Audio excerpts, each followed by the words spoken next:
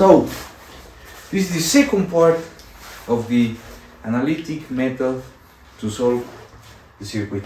I have already written the first formula, which is the formula for equivalence or for the total resistance of the circuit. So I explain right now that these 6 volts are the source of the battery.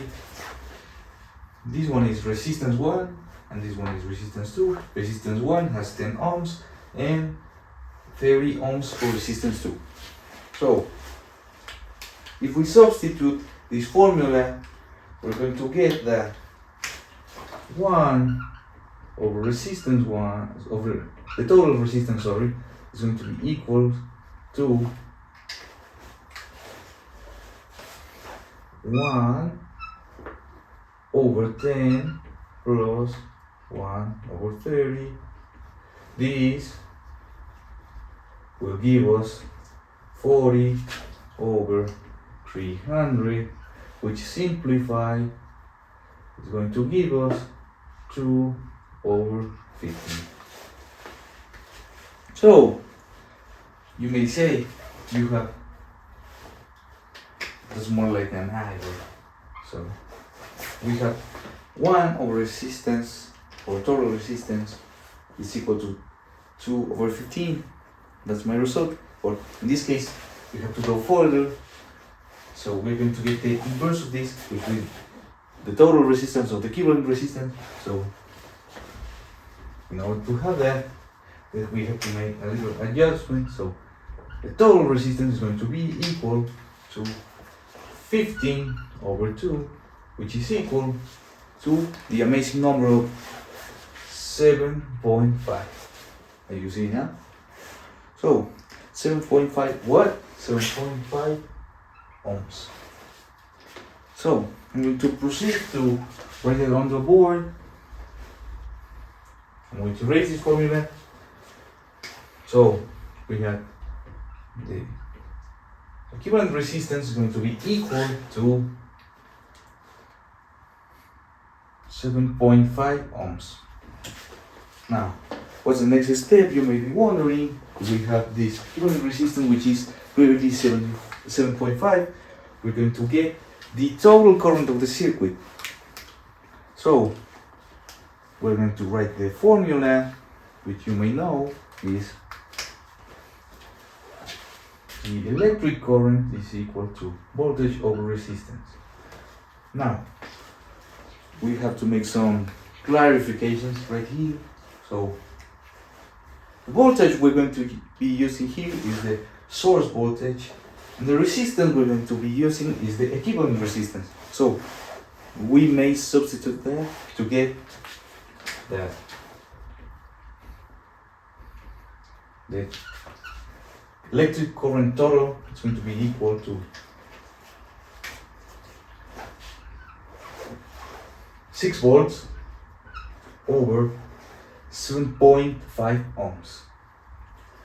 Voltage over ohms is going to give us amperes. So we're going to get that 6 over 7.5 is going to be equal to 0.8 amperes. That is for electric current total. So if you raise this for a minute, I'm going to write right here that the total electric current, it's kind of difficult to see, so I'm going to write this up in red. 7.5 ohms, and this is going to be equal to 0.8 amperes. So with those two fabulous numbers, we're going to use further at least the electric current. So we're going to start by calculating the electric current of resistance 1. So talking about resistance 1, we have that it is the same formula that I mentioned before, which is the electric current is equal to the voltage over the resistance. Now we are going to use the voltage of 6 volts over resistance 1. Now when we substitute that value, we're going to get that. The electric current of resistance 1 is going to be equal to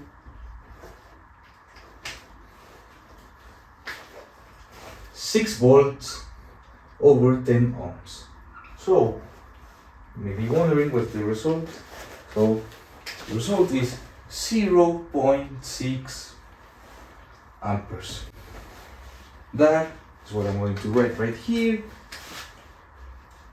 The total electric current of resistance 1 is equal to an amazing 0.6 amperes.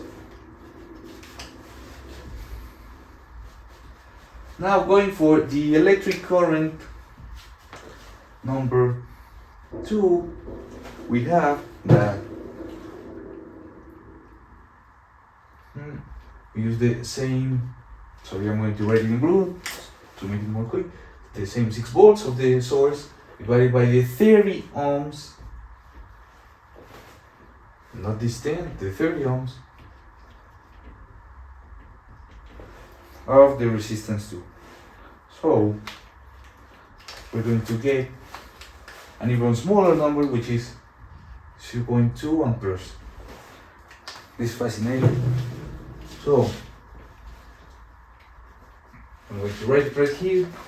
Electric current of resistance 2, is going to be equal to 0.2 amperes. Why is this important? Because we know the Kirchhoff's law, or one of them, which is that the electric current of a circuit is going to be equals to the electric current 1 plus the electric current 2 or 3, you know. It follows.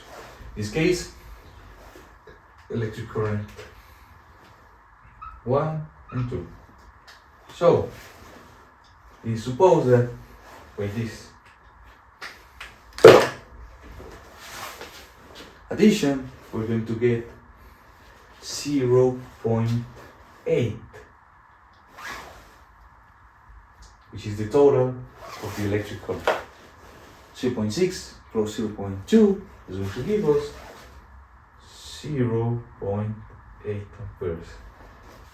So we know we're right with our electric currents. So I'm going to erase this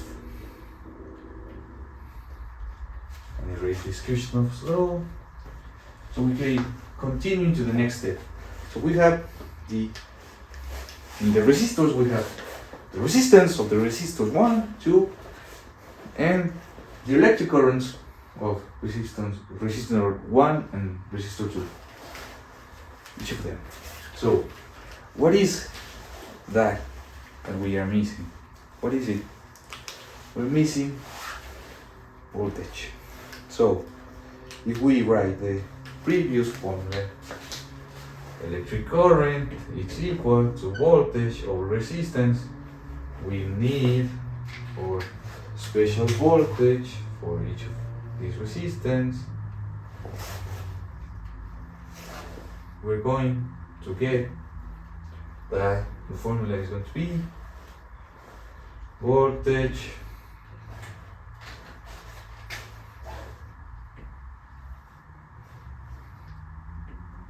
is equal, voltage is equal to the electric current times the resistance. I have to clarify two things. The electric current we're going to use is the electric current we already calculated. So if we are going to voltage 1, for the resistance 1, we're going to get the electric current of resistance 1, and for resistance, we're not going to use this one, we're going to use the resistance 1. If we got the voltage resistance 2, same thing, electric current of resistance 2, and resistance 2. So, what we are going to do now is a substitution. So, we're going to, it's getting dry, voltage of resistance 1 let me write it in blue. Voltage of resistance 1 is going to be, as we know, voltage resistance, the electric current, we already calculated, 0.6 multiplied by 10. I hope you see, 10 ohms and 0.6 amperes. So we're going to get that the voltage of the resistance 1 is going to be equal to 6 volts. Pay attention to this number and remember. So we want to get voltage of resistance 2, no problem. Same formula and same substitution, or kind of the same substitution. So we have to use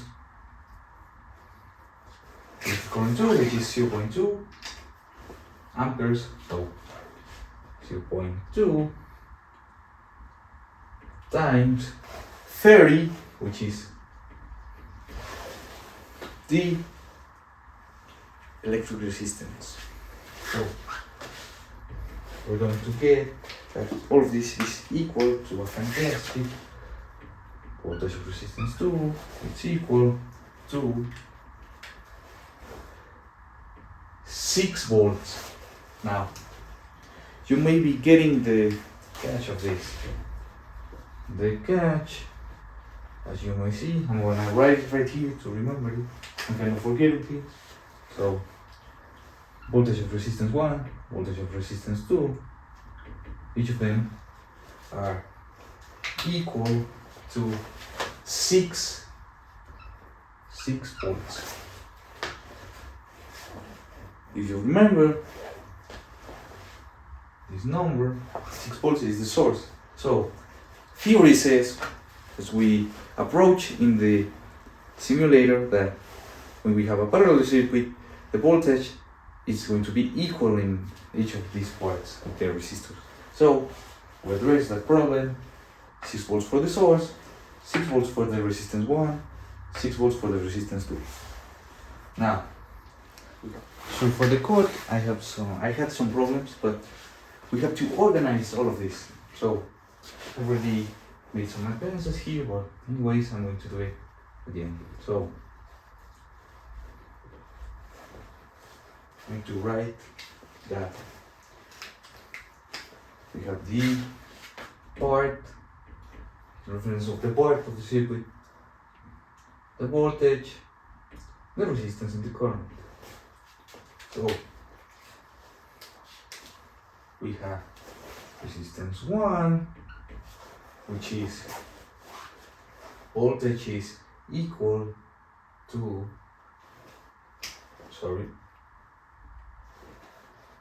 which is equal to 6 volts, and for resistance 2 we have 6 volts, and for the battery I'm going to write as battery, we have 6 volts for the voltage, then we have the resistance, which is for the first one 10 ohms, and then we have 30 ohms for the second one. We have the battery. Instead of putting the equivalent resistance for battery, I'm going to write equivalent resistance here, and I'm going to write that it's 7.5 ohms. Now, going to the resistances again, we have that the electric current we got from them is 0.6 in the first one, and 0.2 in the last one. Now for the battery, we got an electric current of 0.8, which is more of the, it could be classified more like the total of the circuit, but at the same time it is the current made by battery. So these are our components. Resistance 1, voltage 6 volts, resistance 10 ohms, current 0.6 amperes, and for resistance 2, 6 volts, 30 ohms, 0.2 amperes. So that's been the explanation. Thank you very much for watching, and see you.